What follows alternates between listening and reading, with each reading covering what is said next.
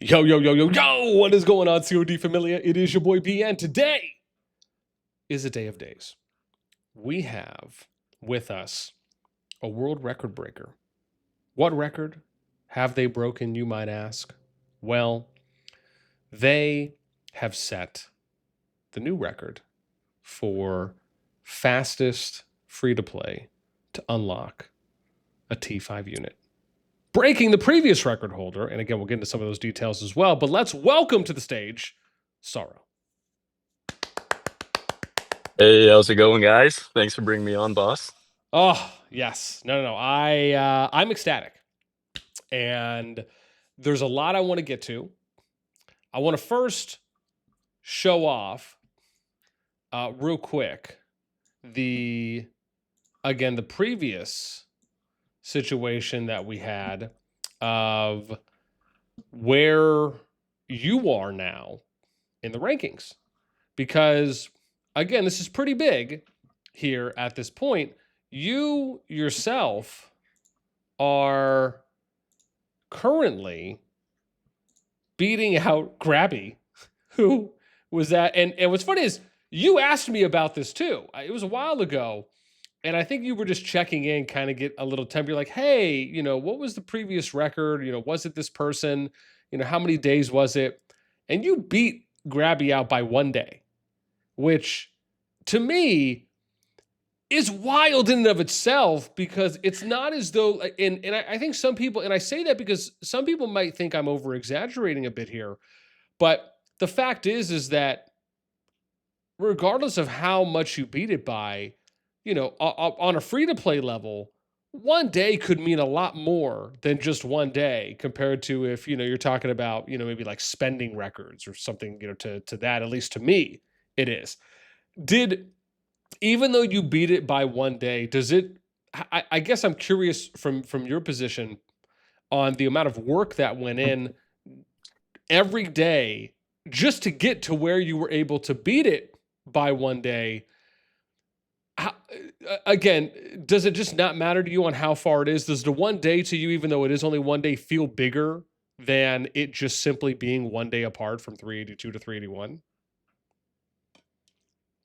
Yeah, so it was definitely a challenge. I mean, there was a good amount of luck that went into it too.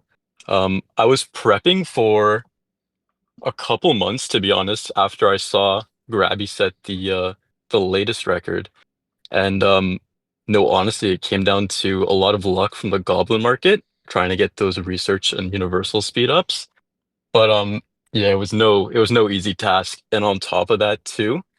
Um, the timing was just insane by 1 day and on the Great Heights opening. So yeah, no, just some crazy stuff to be honest. Oh, jeez. I mean, to me, it feels as though at the free to play level, especially if you're trying to go for a record break, that there probably is going to be a decent amount of RNG that is put into how well your dice rolls versus someone else's dice rolls, outside of maybe, how much general consistent activity and min maxing on events that you're able to put in from day one. Do you feel like, with the amount of time that you've played since you started out, and maybe even before that, when did you have it? When did you start to have your eyes set on the record? And even before that, when did you become aware of that there were free to play records? And then secondly, when did you make any form of a decision or a conscious decision, or a thought on, like, man, let me try and go for this? Yeah, that's a great question. So honestly, I started a free to play account almost 2 years ago, maybe a year and a half ago, on server 292. And it was kind of my first free to play account, so I was just testing the waters a bit, seeing what I can do. Um, it didn't go too well. We didn't have many whales or win our first couple KVKs, so um, we'll get into like that stuff later. But I ended up making another account on 490 with the goal just to get the Cav Great Heights skin because it was coming around at that time and just trying to be a free to play Cav main.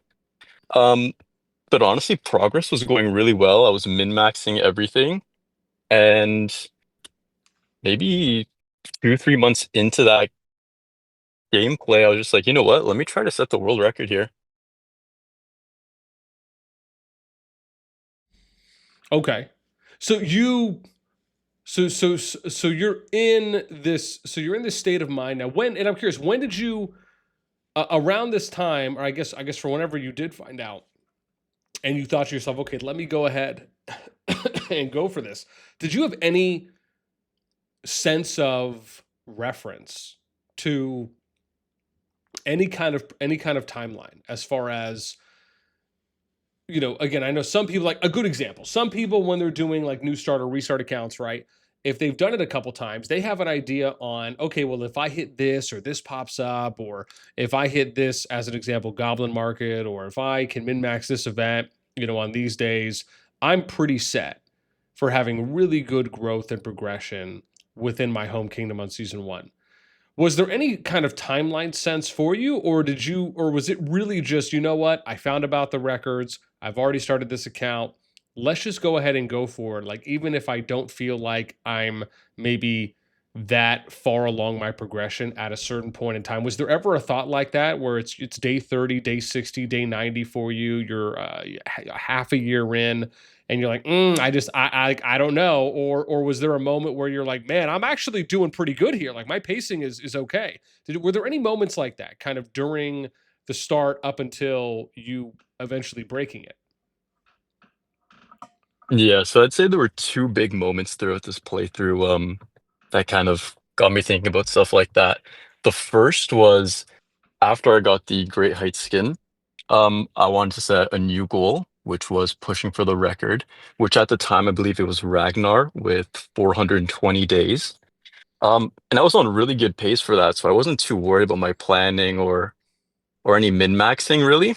Um, and then Grabby set the record of I think 382, and that's when I knew I had to lock in and start planning things properly because I was definitely going to cut it close.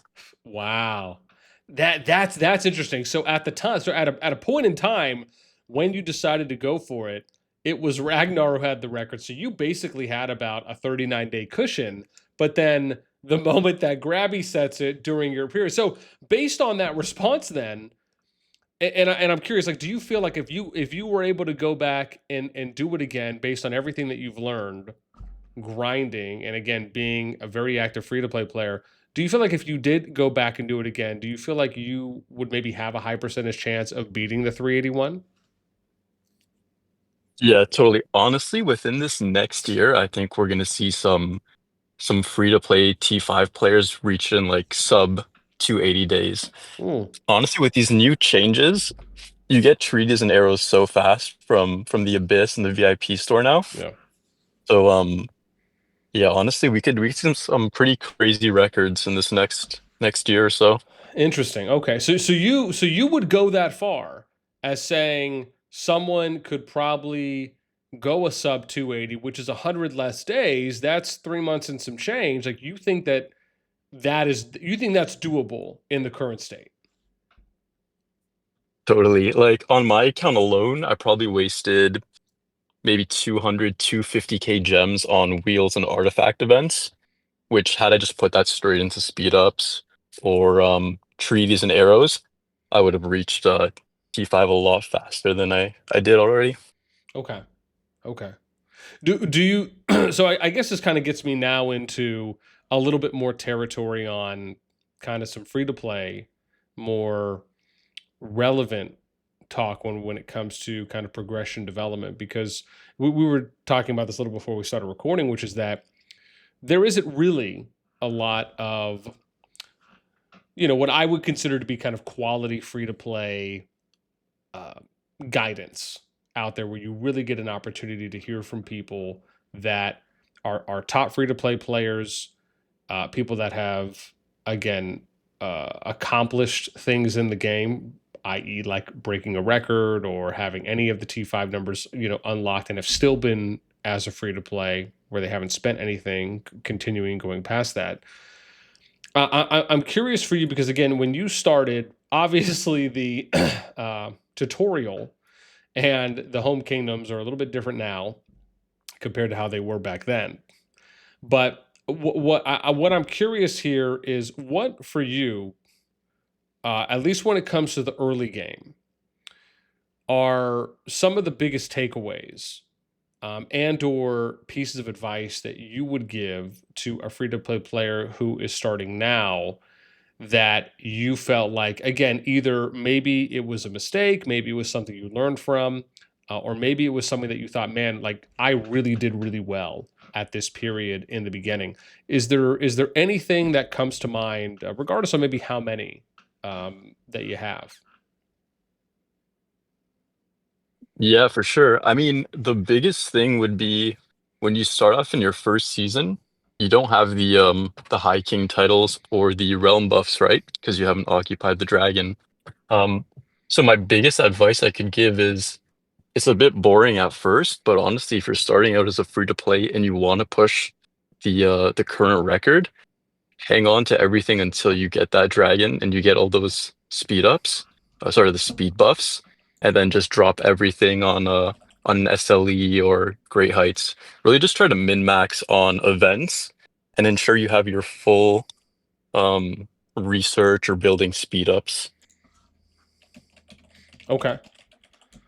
Okay, got it. So min max events. How were you with your gem spending? What was your gem priority usage in the beginning and then like throughout post season one? And did it change at any point as well? But how did you prioritize in the beginning, and or how would you recommend prioritizing? Yeah, that's a great question. Honestly, at the start, it was really poor. I was spending it on heroes like the wheels, on artifacts. Given I wasn't too concerned with the record at the time, I just wanted that Great Heights skin. Um, I wasn't too focused on, saving all my gems for speed ups or treaties or arrows.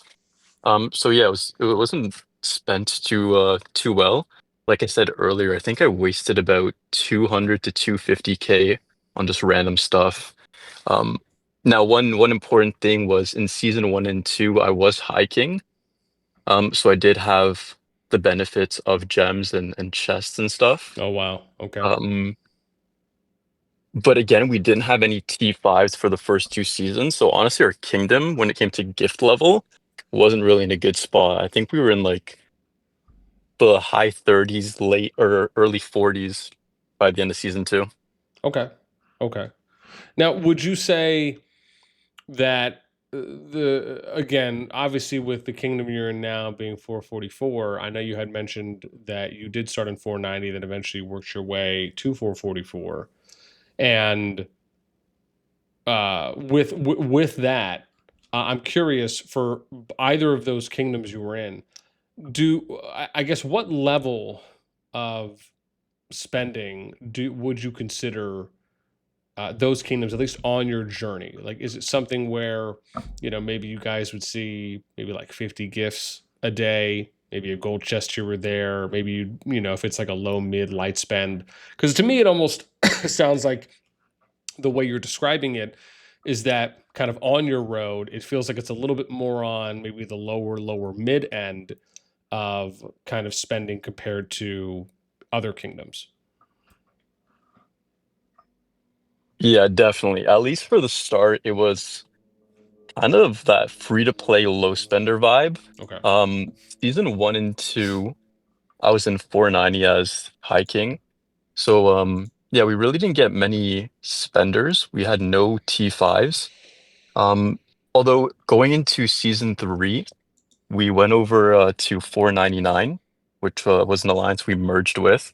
And the spending was all right there. They had about 75s.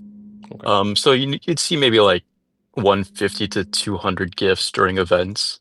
But honestly, it really picked up when it went to 444, where we started seeing like 750 to 1,000 plus gifts when events drop. Okay. Okay. And I think that's important because to me it feels like, and and obviously it's not as though we're going to get, well, who knows if we will or not, but it's not as though, there's, completely free to play kingdoms that are available where, you can go there and no one spends anything. And to me, I think it's always important to put things, I believe, appropriately, and to, give that appropriate context, is that even if you are a free-to-play player, there will be varying levels of kingdom spending depending on where you are, and then how active the kingdom is, and how many people that are deciding to spend or not, and if you as a free-to-play are also able to keep up to be able to benefit from the spending that is occurring. I want to take it back for a second, go a little bit more to the beginning period. Well, at least when you were gemming, did if you were thinking about kind of just general progression, trying to get to kind of T5 as fast as possible. I know you mentioned that you did spend on the wheel and in some other areas. It look going back now, how would you reprioritize your spending if you are going for kind of like, max progression, max development, trying to go for T5 the fastest? Do you have an idea on how you would approach that now? Yeah, so I think it would honestly fall on what you're trying to achieve. If you're trying to set a record, um, it's good to set a set amount of days, whether it be 250, 300, whatever your ballpark is. That way, if you're falling behind when you're nearing that goal, you got to pick things up. And if you're doing good, then you don't need to worry much. What I would definitely do, though, is hang on to all your gems and make sure you don't overflow in CP. That was one thing I struggled with during the early KVK wars. Hmm. I'd overflow for like a few days just trying to fight and ensure we're doing good on the field. When as a free to play who's trying to set the record, it's not really your priority to do that. So you're kind of in this conflict of whether you're going to play for the team or you're going to try to focus on your account and min max to the best of your abilities. Okay. Okay. And your thoughts on like investing gems in things like VIP, or as you said before, maybe focusing more on speed ups. Any thoughts on how you feel about VIP, or was never something that you really felt like you needed to invest gems in on? Yeah, so when it comes to spending your gems, I wouldn't spend them on treaties or arrows until you need them. So that'd be if you're approaching your ballpark goal and you're not close to it, Hmm. then you might need to pick things up. Apart from that, I wouldn't spend on any hero wheels or artifacts. Artifacts are a big scam for free to play players. Um, when it comes to the VIP though, I recommend everyone kind of buys their 8 hour speed ups. That's the best value you're going to get as a free to play, to be honest. And then your Goblin Market at 70 to 80% speed ups. And then if you need more, uh, go for those 60% and 50% discounted speed ups. Okay. And then as far as was there a particular VIP level that you either did, or thinking back on it now, that you would want to try and reach, even if it's just like, hey, let me just get here as a minimum, and even if I don't continue to invest in this to raise the next level, this is the level I should at least try to get to because it will help me out. Was there any was there anything like that that you looked at or that you aimed for kind of during your journey, or even looking back on, you would aim for now at a particular VIP level, and why? Yep. So when you first start off the game, I think the first thing everyone should do is rush VIP 8. That way you get your second research queue. That's a big one, especially for free to play. You're just doubling your efficiency there. Um, And then not long after, I wouldn't push heavily on it because you'll get a lot of gifts as you play, and the research times aren't too long at the start. But as you're kind of entering that purple tech, you definitely want to try to get near that level 12 because you get another 5% of research speed buff for a total of 15%.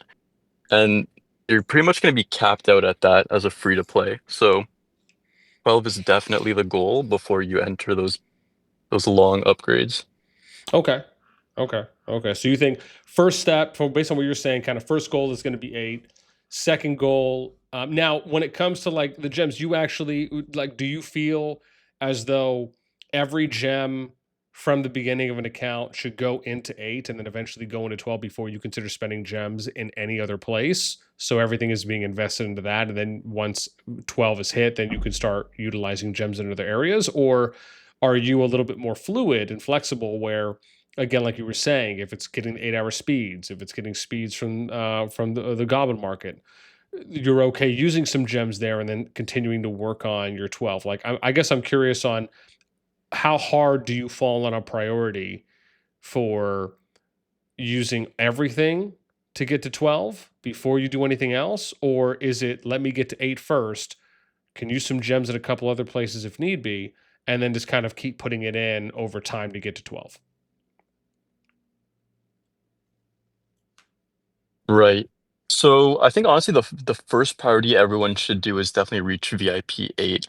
Okay. 12 isn't really a priority, especially in your first couple seasons. It's gonna take an immense amount of gems, which honestly won't be disposable for free-to-play players, no matter how much work or min-maxing you do. Um, so once you reach level 8 and you're slowly progressing, I would only spend gems on the VIP after that if you're near the next level. Okay. Um, Apart from that, yeah, no, just min-max on your purchases with speed ups, and that's pretty much it, to be honest. Okay. Okay.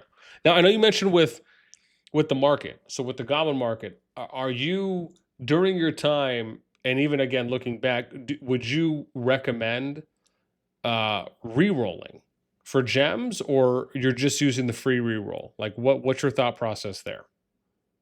Yeah, that's a great question. So, um, throughout my playthrough, I only rerolled it for the free reroll, Okay. so I didn't go past into the gem rerolls.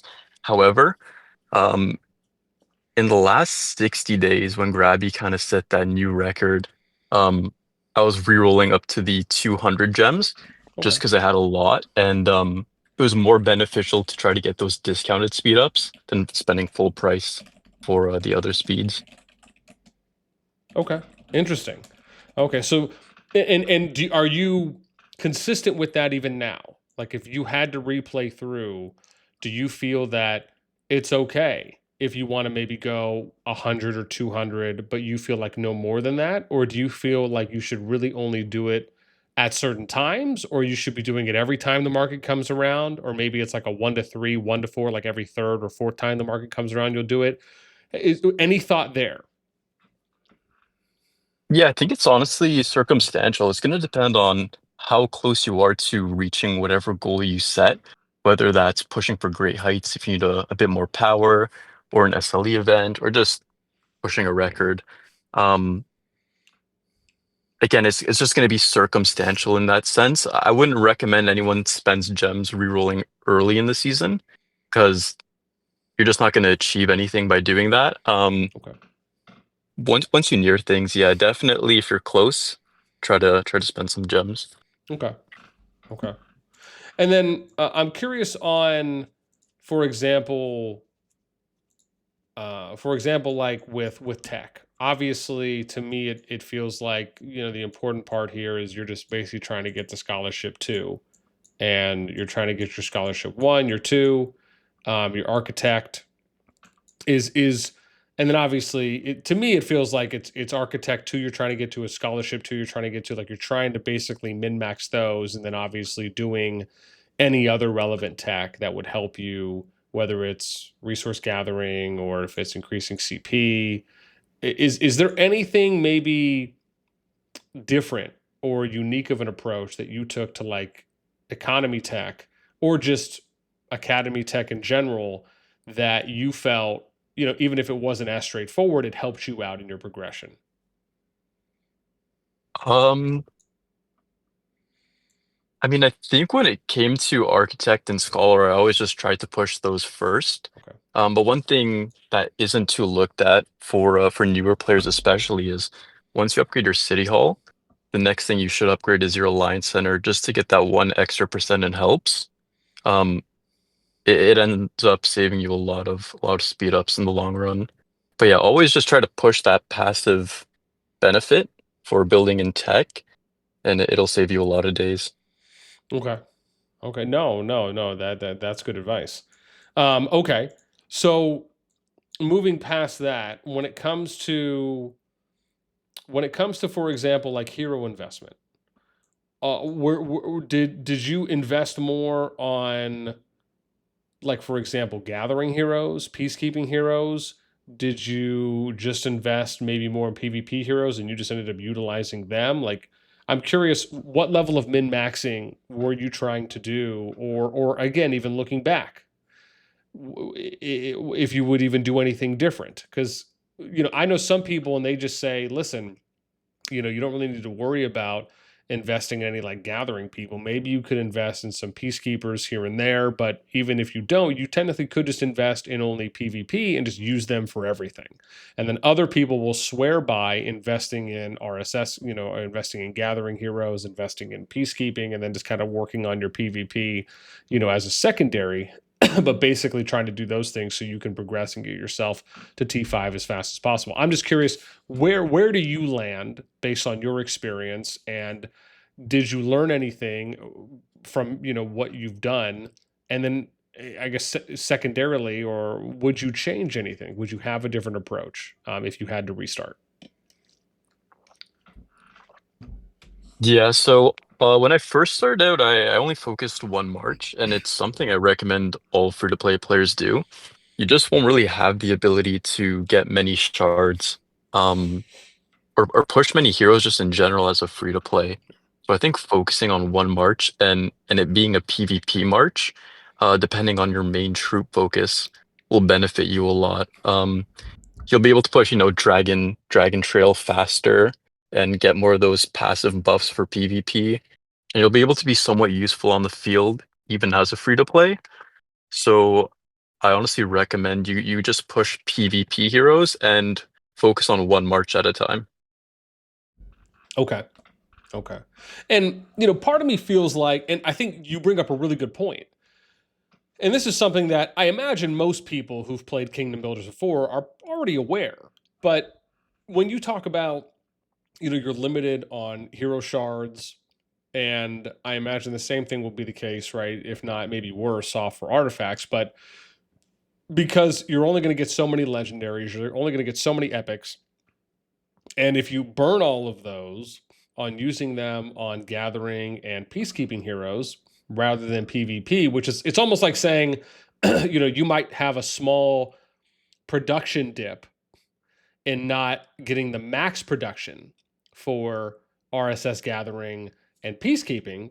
I guess to a degree, right? Because I guess you could still make an argument that and maybe some PvP heroes can still perform better than some of the peacekeeping heroes, at least out in PvE. But it's almost, to me, it almost feels like you're taking a small dip in production on just the PvE side, which to me is PvE and gathering, and but at the same time, you're still able to do both, but you also have the benefit of being able to perform better in PvP because you are investing. So is that kind of how it feels, I guess, to you, or would you describe it differently? Yeah, no, I think you're pretty spot on with that. You're definitely going to take a bit of a dip in progression when you're focusing on other objectives as a free to play. But in the long run, it does pay off. And once you do finish your objective, you'll be able to fall back on the things you postponed, and you'll progress pretty fast on those too. Okay. Okay. Now I'm curious, when it comes to marches, were there any particular, excuse me, heroes on the legendary or the epic side, and or maybe both, if you have them, that you prioritized first when it came to the PvP ones as a free to play, and then if you can, maybe provide a reason why. If it was a certain type, or if it was certain heroes for this, because you felt like, oh, I was able to use them in multiple areas, especially because you said you were working on one march initially. So can you walk us through maybe what your first march was, and then why did you focus on that first march? Yeah, for sure. So my account is a Cav main account. So I didn't focus on any archer heroes for PvE or infantry to support the field. I saved all my tokens for Forondel, and the reason I focused him first was because his best pairing at the time, at least, I'd have to double check now, was Craig, which is an epic hero. So I'd be able to have a full march with Forondel being a legendary and using an epic hero, which does help a lot because I wouldn't have been able to have two legendary heroes awakened early. And at the same time with flying calves, it's just super annoying in the early game. So I was able to get some good reports and always hit the EOS rewards for merits. So for Andra, and then what was the second you said? And I was using Craig as And, my first completed march. okay, interesting. Okay, and you did that specifically because of them being flying, that you wanted to pair those together. And obviously, there's more heroes out now, of course, than back. Oops, hang on, Craig's up here, but then back then.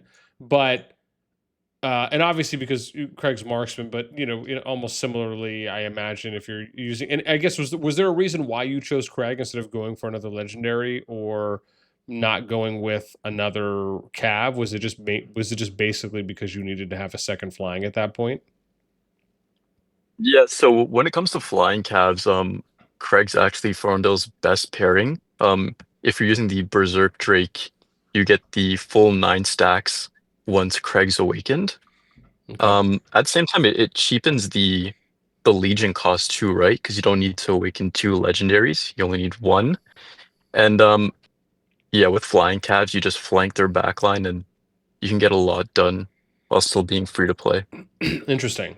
Now, between the five troop types, what was the main reason behind wanting to go Cav? And maybe you described it a little bit, but if you can maybe go a little deeper here compared to running infantry, archer, mage, or I guess pure flying, or celestials in this case. What was the main reason behind? Because I figure like you have to decide that pretty early on what troop type you're going to go. And I say that because I know a number of other free to play players have opted to go mages. Like that has always felt like a pretty solid lock, at least when it comes to the majority of free to plays that are unlocking T5 first. It feels like the majority of them, or at least more than 50%, are going mages as their first. So I guess I'm curious for you, when you looked at all five of the troop types, what really was it about Cav that you were able to get out of that you weren't able to get with the other troop types?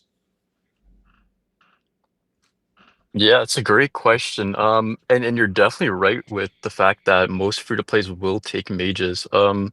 It's probably the best march to take.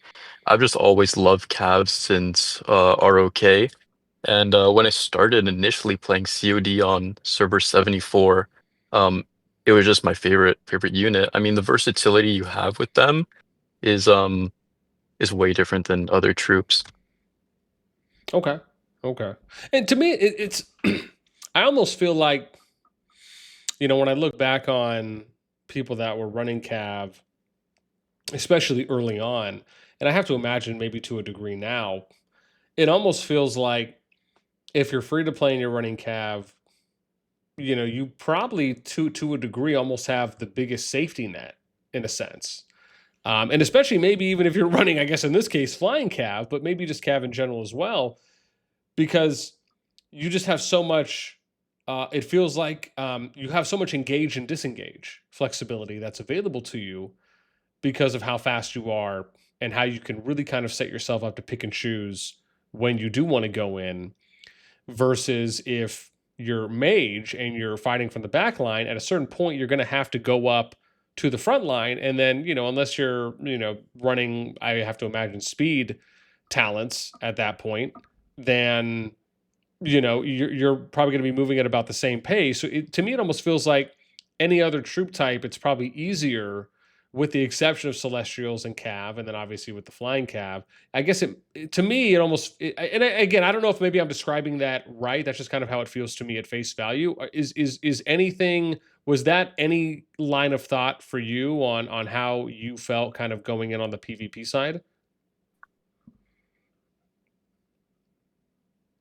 Um, Honestly, when it came to calves, I just really enjoyed the fact that you can poke around and I had a couple friends that also became cav mains, so we kind of just form our own ball and push together, which Okay. definitely helped with the PvP aspect. But as a free to play, you're gonna chunk a lot of resources when playing calves, so it's honestly not too friendly. Um, but it was just really the troop I enjoyed playing most, which is why I picked it. Okay. Okay. And you still feel that same way even now after unlocking your first T5, and I guess I should ask, and or if you feel like that might change once you unlock any future T5s. Yeah, honestly, I'm a bit of a in a tough situation right now because I'm still using Spring Wardens as calves. Okay. I'm no longer stuck with flying calves, so I'm thinking of switching to Wilderberg so I can use better land calves. Um, but I'm really debating between starting to focus infantry now, given the resources I need to keep up playing calves. Okay. Okay. And debating between, I guess, the other four types, given your running cav, now you feel like at the moment your thought process infantry seems the most appealing. And if so, why is that versus any of the other types for you? Yeah. I just feel pretty set back, honestly, with marksman, given I haven't invested in any of them. Okay. I did get a really good RNG with infantry artifacts, so it's always been my secondary march. And then when it comes to mages, when you prioritize physical attack troops, like marksmen, infantry, and cavs, I just feel like you lose so much value when you decide to pick up marksman, especially if you want to garrison your city and stuff, because you're just missing out on all the benefit of those troops. Okay. Okay. Yeah, makes sense. So now that you're, so I guess now in your position, I'm curious, was this something that, and I want to kind of go a little maybe personal on the alliance side now. Was there anyone in your alliance that, whether it was maybe the management team or other people, like were people aware that you were trying to break this record? Was it on anyone's radar? Were you just kind of to yourself with it, and then maybe then maybe you had internally announced it once it was broken? Was there any support internally within the alliance? I guess I'm just kind of curious on how much exposure there was within your team, and if this was, like a big thing or not, if maybe some people tried to help out, if people tried to help out with resources or, something else, right? Obviously, kind of non-monetarily, but what was the kind of general feel, if any at all? Yeah, totally. So, I didn't announce anything too early in this playthrough. Um, Although starting in season three, when I was looking at the record a bit more, I spoke to a couple close members of mine and let them know I'd be pushing. Um, and throughout the playthrough, they'd always be like, "Oh, you need some resources. I can help you out." But I'm just not the type to want to drain my members or players of resources, so I always declined. Um, then when I came into 444, um, and I was nearing that end of the record, trying to break it, our king, Blood, actually helped me out with the daily king gems a bit too. So yeah, that was honestly really helpful. Nice. Very nice. Very nice. And I think it's important. And I ask that as well because, you know, some people might eventually ask, right? And be like, well, what level of support or what level of assistance was provided? And I think it's important just to state, like, regardless of where, if you're any kind of a free to play player and you're pushing for a record like this, you're going to get some form of assistance, whether that's coming from just the amount of chests that are being purchased, if people are offering to send resources or helping out in some capacity. And I just always feel like it at least kind of brings everyone down to earth, and it doesn't make it seem like, oh yeah, just because you're free to play, I don't take anything from anyone, no one gives me anything, my alliance never makes purchases. It's like just anything that is outlandishly unrealistic in that sense. Like there is going to be some form. It just depends on how much or maybe how little, depending on where you're playing, and then how much engagement you get, and assistance from those around you. Okay, so I guess kind of maybe switching gears here a little bit, and I want to go a little bit back to some of the progression areas. I'm curious on, for example, looking back on things now, when it comes to you getting T5.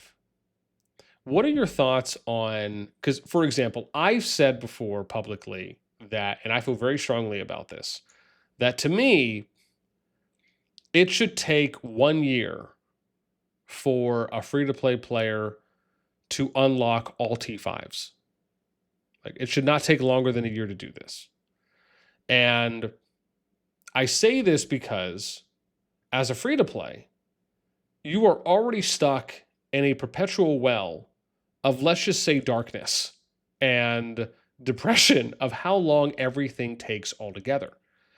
And it's not as though just because you unlock all these T5 units that all of a sudden you're going to be able to train millions and millions and millions within one season, right? Like, that's unrealistic.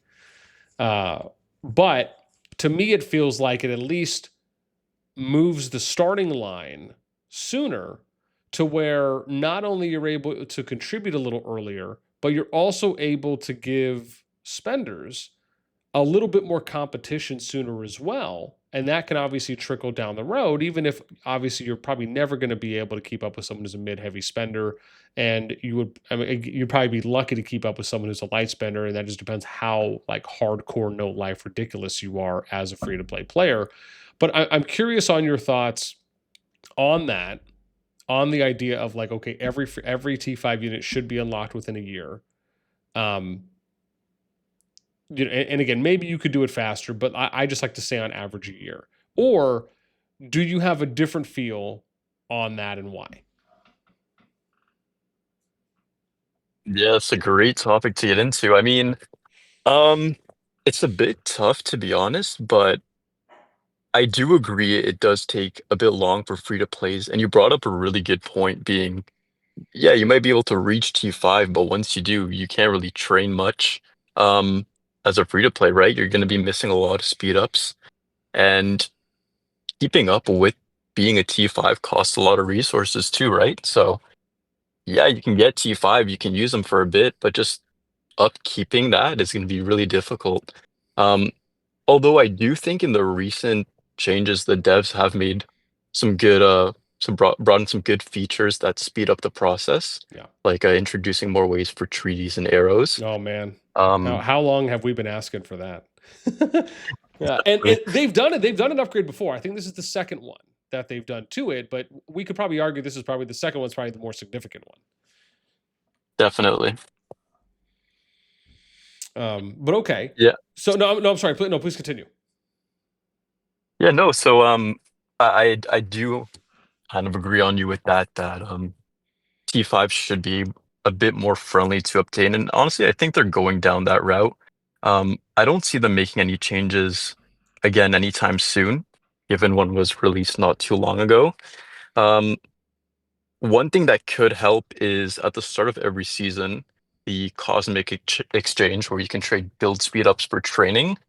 It'd be nice if they can honestly just bring some of the research speed ups to be able to be converted into training as well. Okay. I'm familiar with the event. However, I'm not familiar with how often it spawns because I know you said at the beginning of the season. Um, do you know what the interval is on it? If it spawns at a certain point during a season or not? Yeah, so it spawns at the start of every new season and Okay. lasts for, I think, about a week. So this is day one of a new KVK on the new KVK start date. Yeah, Okay. exactly. Okay. Got it. So it lasts a little bit of time. And you're saying you would like for them to be able to make it so that way you could transfer or swap or upgrade, if you will, a research speed up and push it over to a training speed up. Yeah, I think honestly that would help a lot for the free to play players. Okay. What are your thoughts when it comes to like one of the ideas I've thrown around before is being able to add essentially every single legendary hero to the gold chest. However, there could be a delay in, like, let's say they're introducing a new gold hero.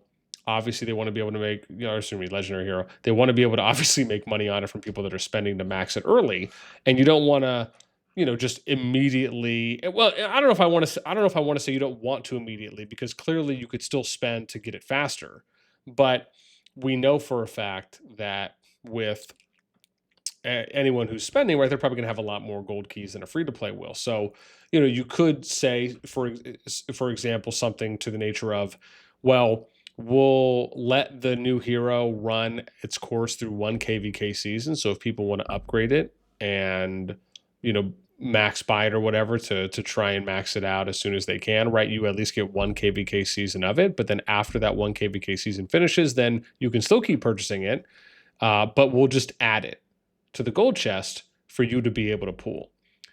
Now, they've done something kind of like this in the recent update, which I think is being received well, even if it is not necessarily as good as we would like it, right? You're able to kind of select your 8 legendary heroes. However, there are limitations. You can't purchase any of the ones that are paywall gated, and I don't believe that they have any of the new ones. I think it's just G1 and G2, so you're still missing your G3s and your G4s, but I'm curious on what your thought is there, if you agree with that, or if you would approach that differently. And the reason I say that is because even if you add in every single legendary and paywall gated hero as a free to play, it doesn't mean that you're all of a sudden going to be able to max out every single legend. Like, it is still going to take you an obscene amount of time to do that as a free to play player.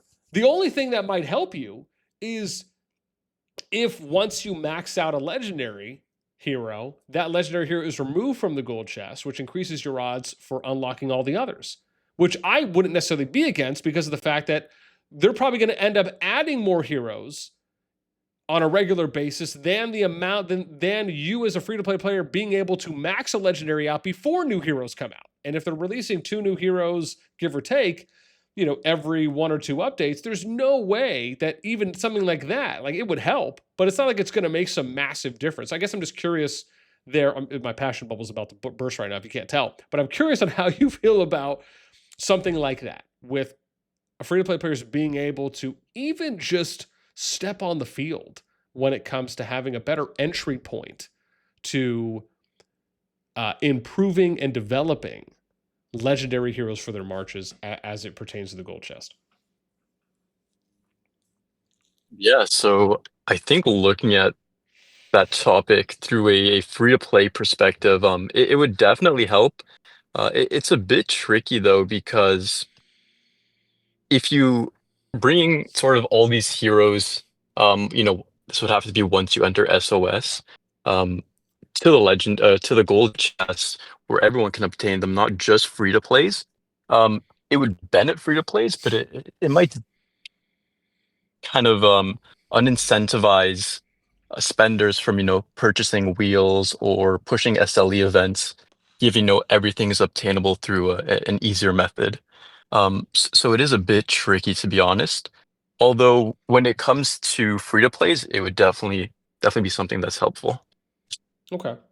And to be clear, what I mean when I say that is, like, you have a grace period. So, like, if a wheel's coming out for a hero, then if you're able to time it or something to that effect, where, like, if it's the first time that that kingdom is seeing that wheel, you let at least one wheel go by, or if a new hero is being introduced and then you can purchase it, you let at least one KVK season go by, right? And then eventually it'll get added to the gold chest. Not to necessarily say that it's just added automatically once it's introduced. I do believe that having some kind of a period where some of these heroes are more easily accessible or maybe only accessible, right, to people that are spending, I think that's okay.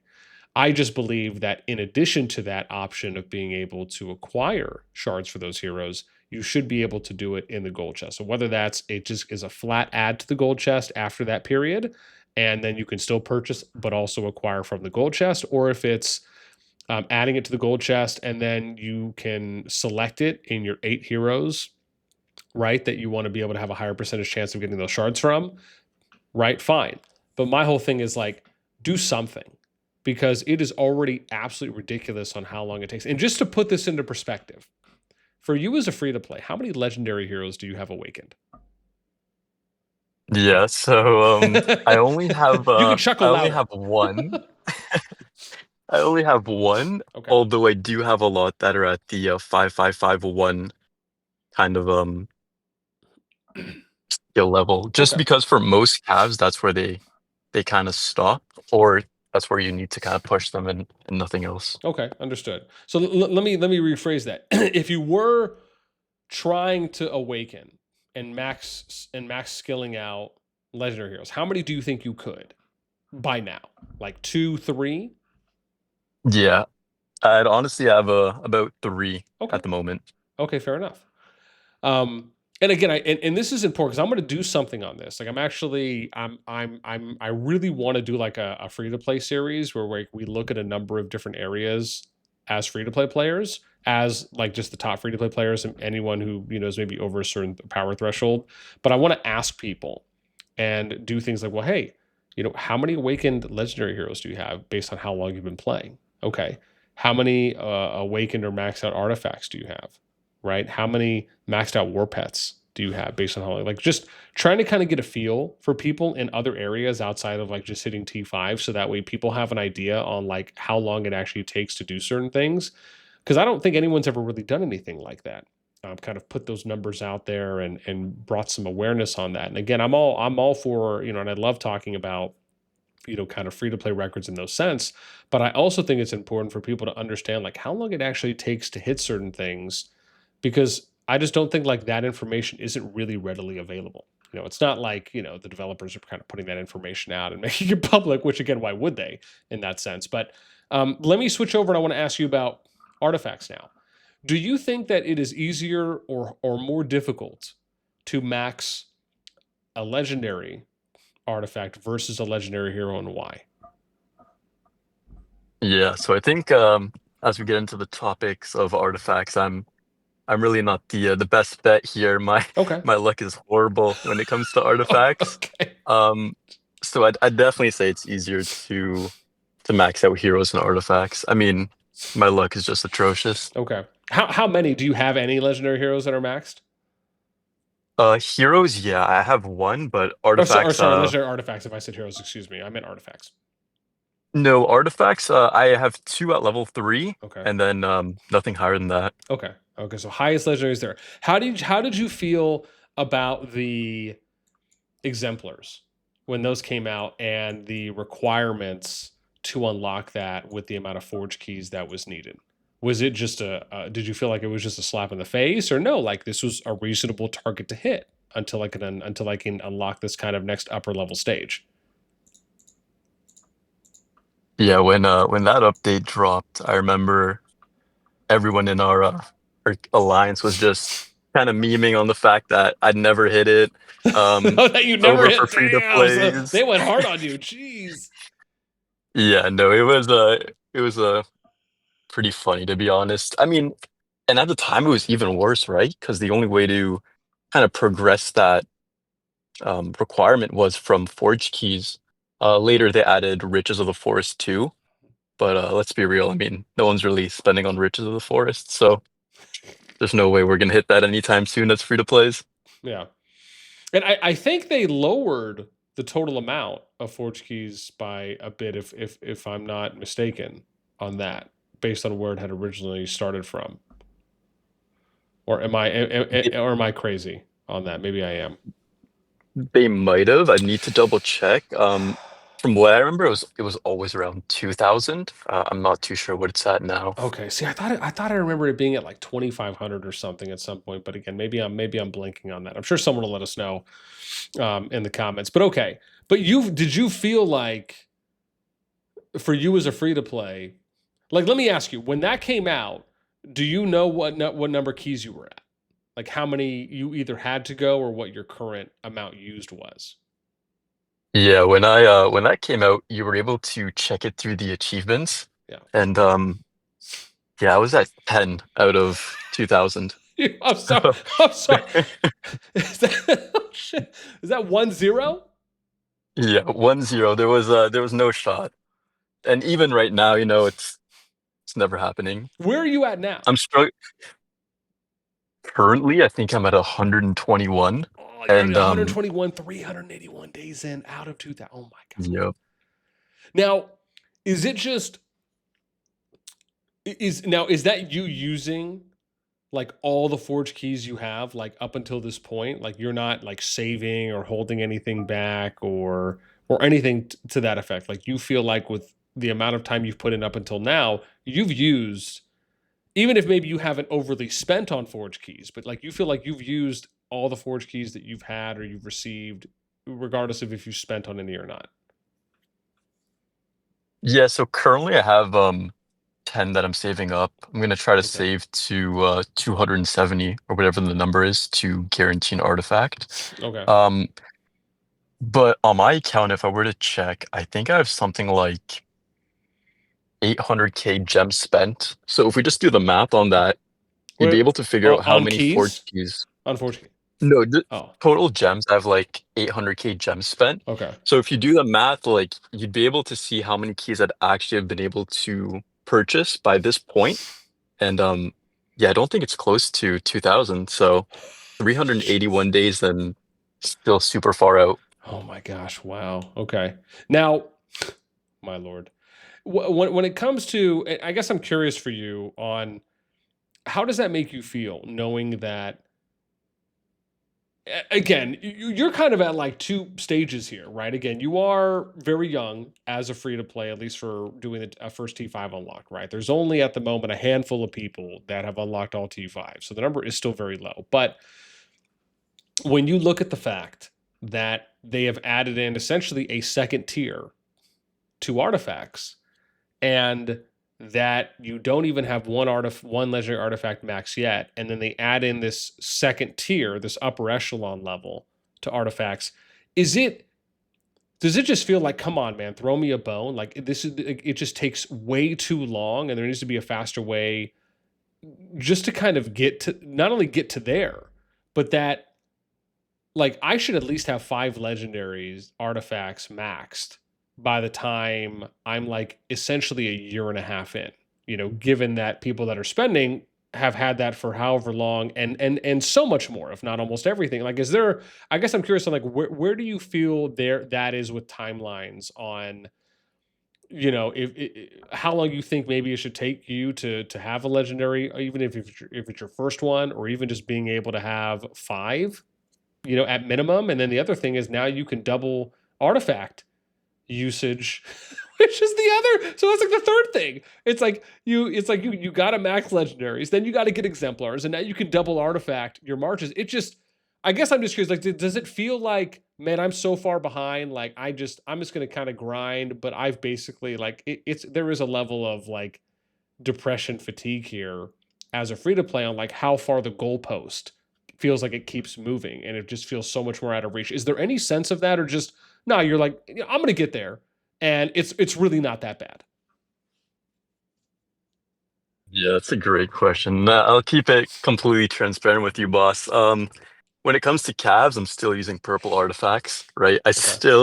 I still don't have 5 legendary cav artifacts. So the fact that they brought in exemplars, and again, the game's been out for like over 2 years, almost 2.5 years now. So I understand um they got to bring something new to the game. But yeah, for free to plays, we're already in a pit of despair when it comes to the normal artifact pull or a pool. So yeah, with this exemplar system, I just don't see any of us reaching it anytime soon. Yeah. Okay. No, I mean, again, that's fair. And I'm not saying don't add new features like this. What I am saying, however, is that there needs to be an appropriate response for growth rate that's looked at on a free to play level. And it's like gosh, what's that example I've heard people talking about? It's like the the cost of living over the years continues to go up, but the average or the minimum wage doesn't go up with it. So it's like you end up having more costly things, but your income, like your outgoing expenses get greater, but your incoming expenses or your income doesn't coincide with that, right? It doesn't equal that out. And to me, it kind of feels like a very similar example of that. It's like the your rate of progression, the opportunities to progress aren't being fairly compensated for the amount of uh, development, rewards, and uh, uh, item acquirement that you now have to do more of based on how quickly you're able to get there. Because to me, it just feels like all that's happening is like things are coming out, but they're not improving the rate of growth or development or your level and rate of acquirement as a free to play. So it's like the goalpost keeps getting pushed out farther, and the amount of time that things are taking to get to just keeps widening and widening and widening. That's how it feels to me. I don't know if, again, you share essentially a similar sentiment, or even if there's any other free to plays that you've talked to that share a similar sentiment. But to me, it just feels like something has to be done. Right. Yeah, no, I mean, one thing I do want to kind of mention though is when I started this free-to-play account, it was completely by choice. I knew what I was getting into, and it's not like I'm not able to spend. It's just kind of what I enjoy doing, right? Just the challenge of being free to play. Yeah. Um, but for those who, you know, can't spend or don't want to spend, I mean, it's definitely a pain for them. And I don't know how long they'd stick around in this game with a lack of support, really, for free to plays. Yeah. And I think, to me, I feel like it's so let me ask you on that front, right? With like the support that you talk about, whether it's, even if it's a form of recognition or just being able to feel like, man, look, there's, like, they do really care about us, kind of a feeling.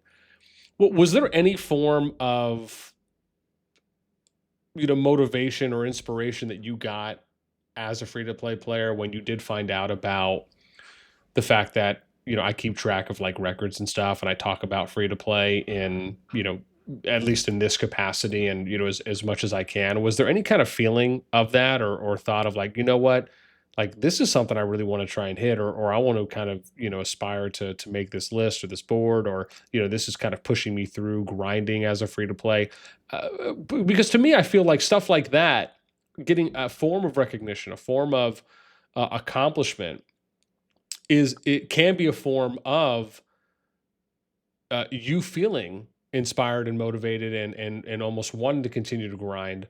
Or is it just like, no, there's nothing there, but it was like nice to kind of break this record? Yeah, no, you're definitely right on that. I mean, I think the only free to play community that I'm aware of is yours. So being able to not only be a part of that, but just also keep tabs on it was definitely motivational and enjoyable too, right? You know, I think on your server too, we have a channel for that stuff. So being able to stay in touch with everyone was definitely nice. I don't see anyone else or any other communities being as active or involved in that type of stuff. Yeah. And I will say, to your point on the community, I will say that I'm so proud and happy of those free to play channels that I have on my Discord. And again, if you're someone who's a free to play player and you're listening to this and you're over 25 million power, please feel free just to reach out to me in DMs. Again, I'd love to add more people to that chat. As for me, it's something that's really, oh man, I thought I was trying to Mr. Miyagi that fly. It's something that's really important to me when it comes to being able to provide a platform and an outlet for free to play players to be able to talk with other free to play players, and knowing that, like, I'm getting in, I'm getting access to this private chat that, Boss has on his Discord. Like, I know I'm going to be speaking to, top free to play players, free to play players that are just up and coming. And I appreciate the fact that, like, that chat, since I've started it, even though I've continued to add people that reach out to me, because it very much is a excuse me, very much is kind of like a crowdsourced endeavor. So it's like, you have to hear about it. It's all word of mouth, right? Then you have to reach out to me and I have to add you, because, again, it's not like I have some kind of like free to play mind reader or detector thing that I can just go in game and figure, those people out and then proactively reach out to them on my own. But for me, it means so much that that chat is active as it is. Like, there's free to play players that talking there every day, and it's one of the things that I always look forward to. When I wake up, and I can kind of read about, like, what's important today, or what's being touched on today, or this update came out. How is that going to affect us? I just love the fact that people are like collaborating and think tanking at times as well with each other. Like, so, like, to me, it feels like, that not only is there a good thing here, but it almost feels a little bit validating to me, that it's like, oh, this is actually working out as I had hoped for and as I had intended for it to. So, yeah.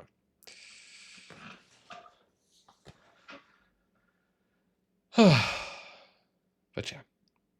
Aside from that, and me just gloating on myself there. So thank you so much for indulging me in that sorrow.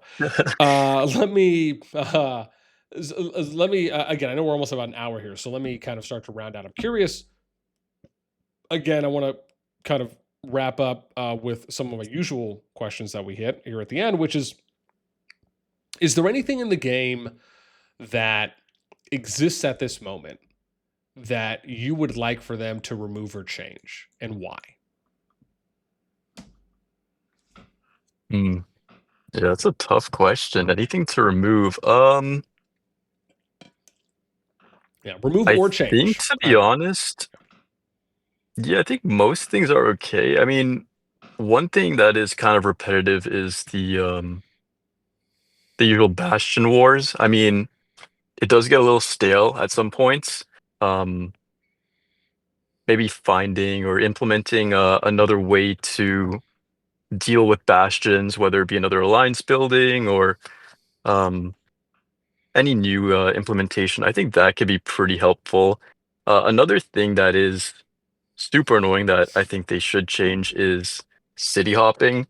Um, with elks and archers, when you're pushing territory, it's super annoying. I feel like they should honestly um, have players have reduced stamina that city hop, whether it be one stamina per city hop. Apart from that, I mean, I think they're bringing on some nice changes, so I think that's about it, to be honest. Okay. Okay. Fair enough. And then what about anything that you'd like to see them add? Whether it's a new feature or if it's maybe changing an existing feature, but maybe adding something onto that, even if it's not a brand new feature, anything you'd like to see them add and why? Um, I don't think I'd recommend anything to add that they aren't already doing, being new season maps, behemoths and stuff. Um, Also, we just saw that there's like this invasion KVK update coming too, so I think they're on the right track. I don't really have anything to offer on that, to be honest. Okay. Okay. No worries. And then lastly, any shout outs, declarations, or shots you would like to fire? Yeah, I guess shout out to the free-to-play community. Shout out to you, boss, for having me on here. And shout out to 444 and Blood. Okay. Awesome. Awesome. No, nobody that has just been a pain in your side that you just want to call out and just shame for days upon days and days. No, no, nothing aggressive, nothing I egregious. mean, there Understood. definitely is. I think, we might be seeing something like that soon. And if you'd like to have me on, we could definitely speak on that. Okay. There is a lot of drama going on in our KVK, so Yeah. we'll leave that for another time, though. Oh yeah. Touche. Touche. Touche.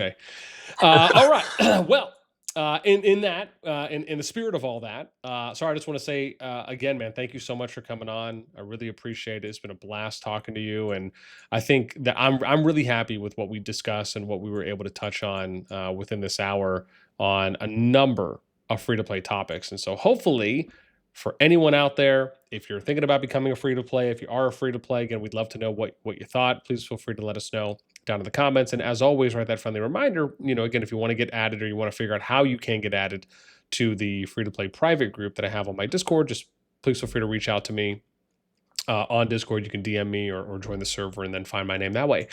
That is it for us. And as always, until next time, we'll catch you later.